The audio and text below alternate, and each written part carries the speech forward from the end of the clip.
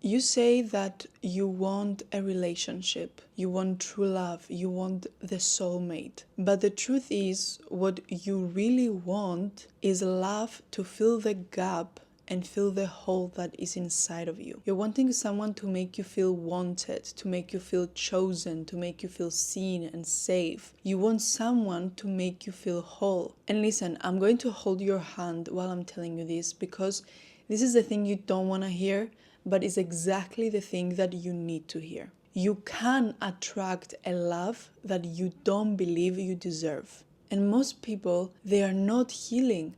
They are waiting for someone to love them right. They're waiting for someone to come and choose them, to make them feel loved, so all of their problems and all of their unhealed wounds go away. But this is not how it works. But what if love doesn't heal you? What if love, all it does is simply reflect where you still hurt? What if love is just a reflection of how healed you are, how worthy you feel like you are for love? What if love is just a mirror? Then all you're going to keep attracting is the same level of love you give to yourself. I want to talk about the truth about healing before love, and why your self-worth is actually the blueprint to attract everything that you want and everything that you desire. I want to talk about the fact that no one is coming to save you, to love you so right that it heals you, to hold you so tight that it puts you back together. And no one is going to come and make you whole. As long as you're waiting for someone to come and sweep you off your feet and save you, you will never be able to attract healthy, healed love. Because what you don't understand is that healthy, healed people are attracted and they're magnetized subconsciously to healthy, healed people, to healthy, healed love. So that means that unless you are able to heal yourself, to make yourself whole, you're going to keep attracting the people that are on the same level of healing as you. So let's get into it. You don't choose love, your wounds do. And let me give you some different psychological insights that explain how this happens. First of all, we have the Imago theory, which basically states that you are seeking an emotional replica of your first attachments. It basically says that we unconsciously choose partners who mirror the positive and the negative traits of our primary caregivers. And we do that hoping that we will be able to fix the original pain. So this basically shows that you are not attracted to a person. You're actually attracted to a psychological match to your unhealed wounds. So if your mother was critical or distant, or your father was absent or explosive, you might be seeking out someone who recreates this feeling. But this time, your inner child hopes to finally get it right. The second psychological insight that I want to use is the fact that emotional memory triggers attraction. Basically, studies in neuroscience show that implicit emotional memories that are stored in the amygdala, which is the part of your brain that is storing your fears and your emotions, part of yourself, this center, the amygdala, gets triggered and gets activated when someone subconsciously activates your past, or somebody subconsciously reminds you of your past. And even if you're unaware of that connection yourself, your amygdala is able to get activated because of the subconscious signals that it gets. That basically means that your body lights up when you meet somebody and you are around someone who reflects your earliest emotional environment, even if that environment and that connection was toxic. And that's why you find yourself in situations where you say, I just don't know what it is about them, I just feel so drawn. But that feeling is your nervous system recognizing an emotional landscape that it already knows. It's not a sign of compatibility, it's just a sign of familiarity. It's a sign of your center and your body lighting up to what it feels familiar to emotionally. And the third psychological insight I want to bring for you to understand how you don't choose love but your wounds do is when we have a role reenactment to reclaim our power back. What this basically means is that you subconsciously choose dynamics that allow you to reverse roles and to reclaim your power and to reclaim that power that you didn't have in your childhood. So if you feel powerless or ignored or dismissed as a child, you might now choose partners who are emotionally avoidant. And you will then overfunction in that relationship in order to finally feel seen and be chosen. And this is obviously not attraction. This is just simply an unfinished survival strategy. And I want you to understand that you are not broken for being attracted to the wrong people. You're just repeating an emotional script that you didn't know that you were handed. But I promise you, the moment you become aware of it, you are able then to edit the story. The rescue fantasy will keep you stuck in the same pain loops. So many high-achieving women believe that if I'm finally loved enough, I will feel enough too. But the problem is that when you outsource your healing to a partner, you are basically giving your power away. The rescue fantasy is rooted from a deep subconscious hope that someone else is going to give you the love, the attunement, the care, the safety that your caregivers didn't. And this is known as externalized reparenting. You're trying to find your parents in somebody else and give that somebody else the power to love you the way that your parents didn't. Because you don't feel like you had that love from your parents, you're trying to find your parents in other people and project onto them that need for love and expect that person to become that parent now that is going to care for you, that is going to love you the way that you hoped your parents didn't, hoping that this time the story will be different. Basically, instead of giving yourself the nurturing that you never received, you project that unmet need on a partner, on a romantic partner, and you expect them to finally save you from that emotional emptiness. You expect them to finally fill up that emotional emptiness that you feel inside of you. And this fantasy is not about love, it's about finding someone that finally makes that pain go away. But this keeps you stuck. And why this keeps you stuck? Because no partner can meet a need that was meant to be met in childhood. You keep chasing the one that will complete you, that will make you feel whole, that will make you feel loved and wanted. But what you're actually craving is emotional repair, not a relationship. And that's the thing that you don't understand. The thing that you crave the most, you can actually give it to yourself. I talked about this in my inner child healing video that I've talked about recently, where this is you take your power back, where you become the parent, where you reparent your own inner child and you're able to nurture that inner child and meet him emotionally in the way that it needs. So you take your power back from your parents or from any other person you're going to project that need on. So you basically stop outsourcing that need for healing and that need for emotional repair and wholeness, and you bring that responsibility to yourself. And because you bring that responsibility to yourself, you get your power back, because who has the power to love you has the power to break you. But if you are the person that is in power to love you right, if you're able to fill your own cup, then you don't need to rely on anyone to fill that cup. You are the person that can fill it up on your own. You are your own source of love. So an example of this pattern is that you meet someone and they seem emotionally attuned at first. They ask questions, they listen, and they seem to care. And then suddenly your nervous system latches on. And you start to think, oh, that's it. Finally, there's somebody that gets me. Finally, somebody that maybe will be able to make me feel safe. And then they stop being consistent. They pull and they start to pull back. And what do?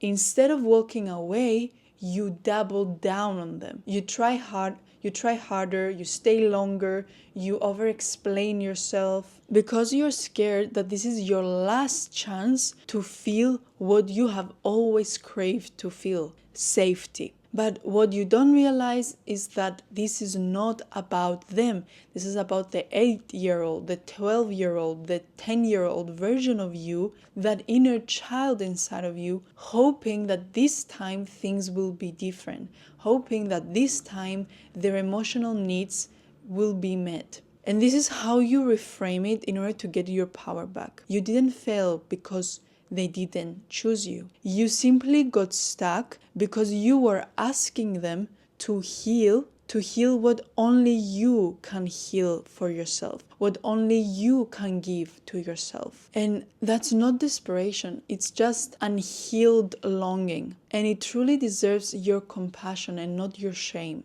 And this leads to my next point of unhealed childhood shame can lead to adult overgiving. Most women don't struggle with love. They struggle with believing that they are deserving of love without having to prove themselves. When your emotional needs were met with withdrawal, with criticism, with conditional approval, then now your nervous system internalized the belief that my needs are a burden and therefore I must overgive in order to receive. Even to receive the bare minimum, I need to overwork and overgive myself in order to get something back. So for example, you might take emotional labor in your relationship. You could feel drained, but you will still show up for others. And you call this loyalty, but this is simply survival. And this is exactly what I walk you through in my upcoming journal. How to track the roots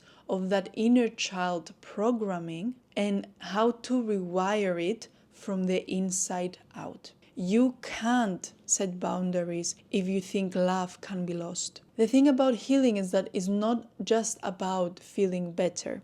It's about unlearning the fear that love will leave you if you say no, that love will leave you if you set boundaries, that love will leave you if you decide to not give yourself up and not giving yourself up in exchange for love. When love in childhood felt unstable, your nervous system associated boundaries with abandonment. So now, for example, you keep saying yes to things that don't feel right. You're scared to bring up your own needs, and you stay silent to keep the peace, even though inside of you, you are screaming. Real healing helps you feel safe enough inside of you to say this is not okay and still know that you are worthy of love. Real healing allows you to see that you can have your meds need without giving yourself up. You can say no, you can set boundaries without giving yourself up, without having to do things that don't feel right, just to keep the peace, just to make other people comfortable and cover their needs. False healing looks like self-love. True healing will feel like self-forgiveness. And this is the piece that most people miss. You can't self-love your way out of pain. You can't do that if you haven't already forgiven yourself for your survival habits. If you haven't already given yourself the self-compassion and the self-forgiveness for taking up those habits that you took up in the first place only to survive, that you took up only in the first place because that's what your inner child, your 8-year-old version of you felt that it was the only option they had, and the only thing they could do to get the love that they so much needed, to get the safety and the peace that a child needs to have, a need that needs to be met without having to ask for it. So you need to be able to give up the shame and to give yourself and to forgive yourself for the habits that you have kept until now. You have adopted those habits in the first place out of survival, out of the need to survive and the need to feel emotionally safe.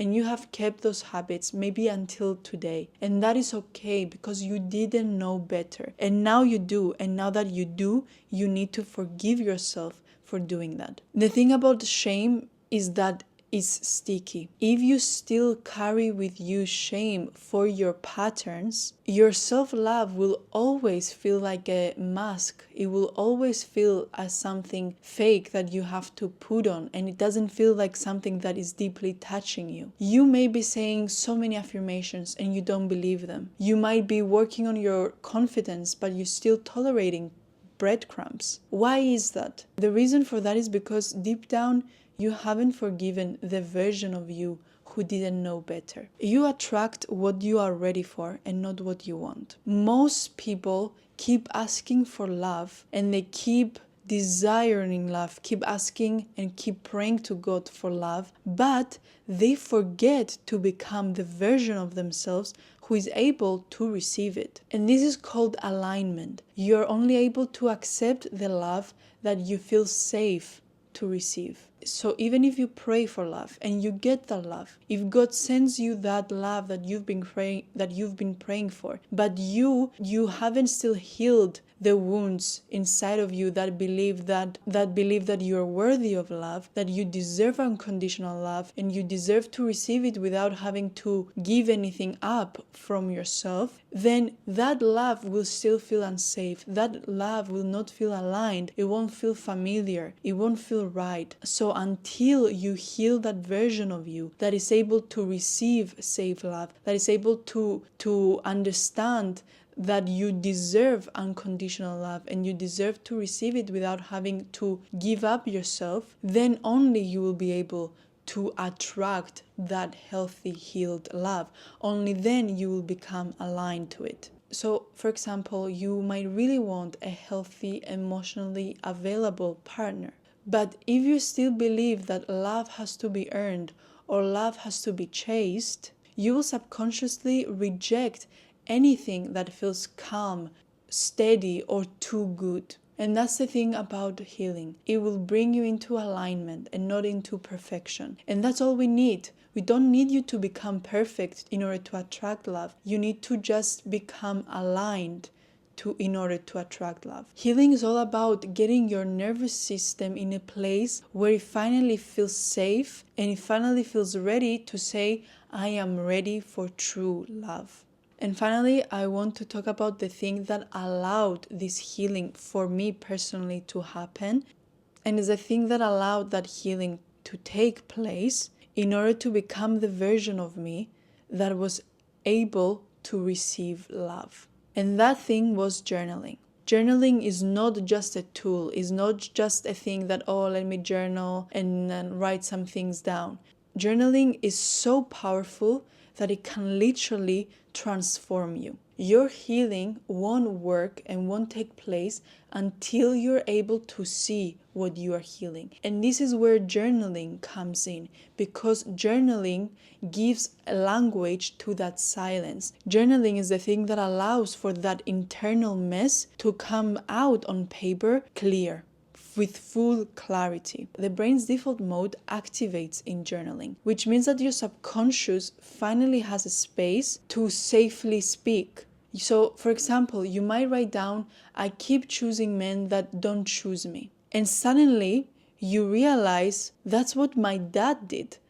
Or that's how I treat myself. Journaling is able to create that gap and that space between reaction and awareness. And that gap is exactly where healing begins. And my journal that is coming out this week is going to walk you through every layer of this. So, my loves, you are not unlovable. You are not unwanted. You're simply carrying stories that told you that love has to hurt. But I promise you, you can rewrite that story and you can come home to yourself. But it starts with choosing you first. And if you're ready to take that first step to uncover what it's been hidden and finally feel safe in your own love, I have created something for you. My journal is coming out this week, and it's exactly the process that I used to break my own patterns, build self-worth, and attract and attract the love that no longer made me shrink, but is actually the love that I always thought was possible only in fairy tales. It's time for you to experience that too. It's time for you to stop settling. It's time for you to remember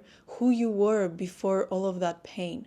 And it's time for you to heal before love. So love can finally find the healed you. So that's it for today, guys. Thank you so much for watching. I hope this helped. I appreciate you. I love you. And I'll see you on the next one. Bye.